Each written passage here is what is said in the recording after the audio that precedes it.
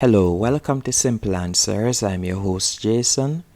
In this video, I'll be showing you how to fix unfortunately Google Play Services has stopped problem, or how to fix Google Play Services keep on stopping. The first thing you'll need to do is go into settings.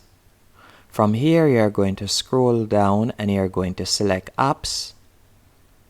Then you're going to tap on the search icon in the top right hand corner and you're going to type in Google, and you're going to scroll down and you're going to tap on Play Store.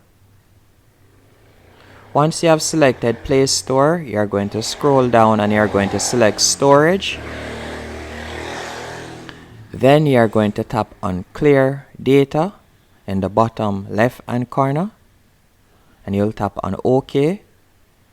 After you have done that, you're going to close out of it and you're going to tap on the search icon again and you're going to type for Google Play Services and you'll select Play Services. Then you're going to tap on Storage and you're going to tap on Manage Storage, and from here you're going to tap on Clear All Data and you'll tap on OK. Once you have done that, you're going to close out of this and you're going to restart your device. After you have restarted your device, you'll go into Play Store and you will search for Google Play Services.